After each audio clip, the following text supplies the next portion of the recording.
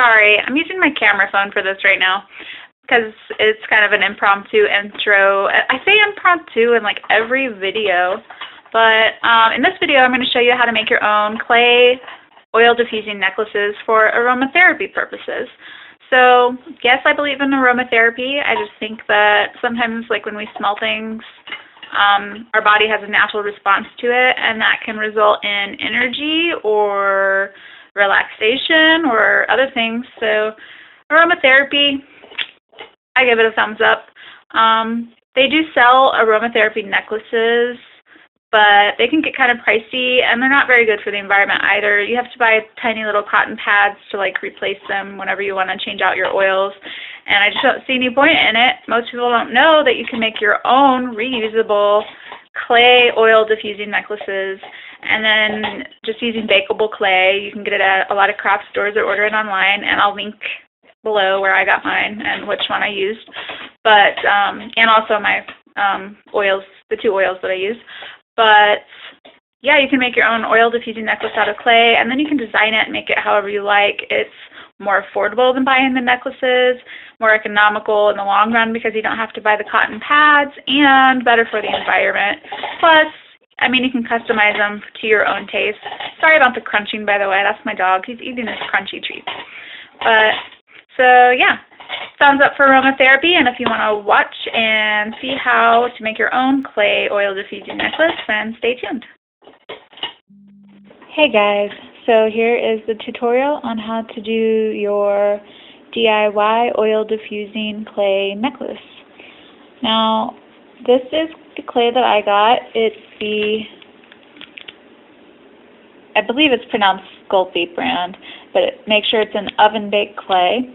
If you want to be more natural, you can get the non-dyed clays, but I feel like the dye is baked into the clay and it doesn't really pose any sort of toxic threat just by skin contact. So I went with a black clay because I wanted something neutral to kind of go with everything. And then I have it laying here on some wax paper. So you take your clay out. I have it on wax paper just to make sure it stays clean. We have cats on the counters and things. I have a bruise on my hand. I dropped something on it the other day, by the way. But so you just knead the clay until it's kind of, you know, mushy and soft and gets, you know, more flexible with the warmth of your hand. And then you can make it into whatever shape you want. I'm going to get working on that, and then I'll show you my shape, and we'll talk about putting it in the oven. And I will get right back to you as soon as I am done with that. Okay, so I haven't gotten my shape ready yet, but I just decided I would show you a little more of the process while I can. I'm having problems with my good camera, so again, I'm on my camera phone. Sorry about that. I don't know, I think my old camera, I mean, it's not old, but I think the battery's messed up and I need to replace the battery. It's one of the lithium-ion rechargeables, but still needs replaced, I guess. So what I did is I rolled my clay into a ball, and now I'm just kind of flattening it down. And one of the methods of getting a cool shape into your clay, and you can see my clay here is a little uneven. You could use a cookie cutter if you wanted, if you had a small enough one.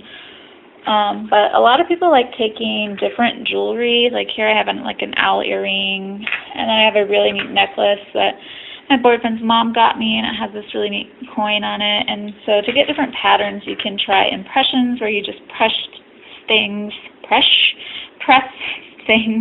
into the clay itself, or you can just make a shape from the clay however you want it to be.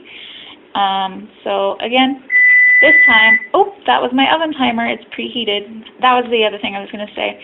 Your package of baked clay, it'll say oven bake, and it'll tell you, my instructions got ripped, but it'll tell you how long to bake it. So make sure you follow those directions. And I'm just going to leave it when I bake it on the wax paper on an oven sheet. So I am going to even this out a little bit and get my desired shape, and then I promise this time I will show you the finished variety of shape or whatever pattern I decide before I put it in the oven. Here's a little tip if you are using impressions for your jewelry technique. By that I mean making imprints from other pieces of jewelry or other items laying around the house. But by the way, this is my Smith & Wesson knife. There will be a review about that, also posted as soon as I get this video up. You can use that to trim, that's just what I use to trim excess clay off or help shape designs if I'm doing it freehand. But I chose to do the owl, and he got stuck in the clay, and that sometimes happens. And a simple remedy to that is to just sprinkle it with a little bit of baby powder. You can sprinkle it on the jewelry or the clay or both, and it shouldn't affect how the clay turns out. It shouldn't affect the color. I personally haven't done it with black clay, but other people have, and it's never affected the outcome of the color or anything like that. So that is a simple trick to help keep your jewelry from sticking. Okay, so I did my owl shape. Lighting's not the best in here right now. It's nighttime, so you might not be able to tell, but especially since my shadow keeps getting over it. But this is an owl. I made it square, so I cut off the sides, and I used my Smith & Wesson knife for that. And I'm just going to even it out on the sides a little bit, and then you can take like a needle or an old earring, something small and pointy. Don't forget before baking to put a hole in your jewelry piece for your string so that you can string it onto your necklace. Preferably a necklace, but you can also use these for bracelets or whatever type of jewelry you want. But yes, very important, before you bake the clay, make sure you make a hole that's going to be big enough for whatever string that you want to use to put the article on. Okay, now as you can see here, I've got my design even out. I don't know if you can tell, probably not, but I punched a hole in the top, and I have it on my wax paper still on a baking tray. The directions for my clay said to bake at 275 for 15 minutes per 1/4 of an inch. And I would say that in thickness, it's probably a little over 1/4 of an inch, so I'll probably have it in there for about 20 minutes. But again, follow your packaging directions. Alright guys, so this is the finished product. Again, night, so kind of hard to see, but you can kind of see the impression. The baby powder on the white, the white baby powder on the black clay is still a little visible. I think it will go away with the oil, but if not, that's okay too. And a couple important things to remember. First of all, let your clay piece completely cool before you add the oil. And then you'll just take whatever oil you want. I'm going to be doing orange oil. I also have peppermint. Well, this is Chinese peppermint, but I'm going to do orange oil for right now. And you'll put a few drops, and you'll just kind of rub it into the surface and leave it for a little while. And the more times you do this, like over a period of time, at first it won't absorb super well. It will absorb, but it will be slower. But the more you do it, the faster and better it will absorb. So just stay on top of it, and eventually it'll just be working super well, effortlessly, essentially.